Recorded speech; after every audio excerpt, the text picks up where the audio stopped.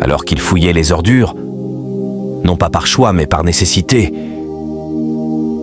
ce jeune mendiant cherchait juste de quoi survivre. Mais soudain, son regard se pose sur une chaussure tombée depuis un dallage. Il s'arrête, surpris. Il lève les yeux, comprend vite. 16 chaussures ont été posées là pour sécher. Ce n'est pas un oubli, ce n'est pas un don. Et pourtant, malgré sa faim, malgré sa souffrance, il s'en va à ramasser doucement la chaussure et décide de la remettre à sa place. Oui, même dans le besoin, l'honnêteté existe encore. Voilà, tu vas vas-y. Je sais que mon frère a séché sur toi qui est venu voler ça. Le petit bois du quartier là. Hé, Thierry!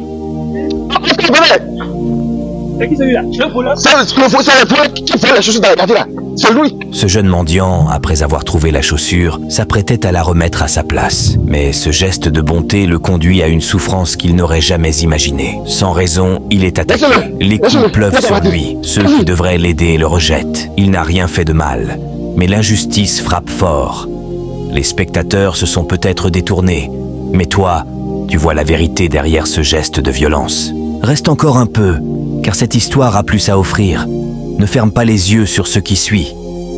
Malgré les coups et l'humiliation, le jeune mendiant ne se laisse pas abattre.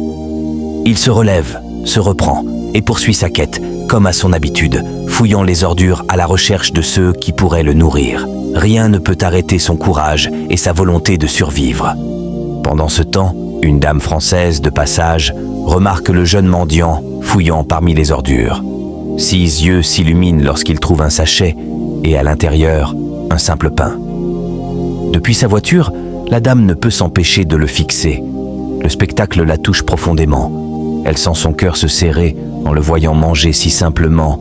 Elle le regarde, les yeux pleins d'incompréhension, tandis qu'il s'assoit et commence à manger lentement, chaque bouchée semblant plus précieuse que la précédente, dans une dignité qui contraste avec son environnement. Les larmes montent lentement dans ses yeux, témoignant de l'ampleur de la douleur qu'elle ressent pour lui. Non pas de pitié, mais de tristesse pour ceux qui l'endurent. Elle pleure, le regard de la dame est plein de questionnements. Comment peut-on rester insensible face à une telle réalité? Peut-être qu'à travers elle, il y a une leçon que nous devons tous entendre. Parfois, ce sont les gestes les plus simples qui ont le plus de valeur. Dans ce monde où la précipitation et l'indifférence sont trop courantes, souvenons-nous que la compassion peut changer des vies. Ne laissons pas la souffrance des autres nous laisser indifférents. Si chacun d'entre nous prend un moment pour tendre la main, ensemble, nous pourrions rendre le monde plus humain.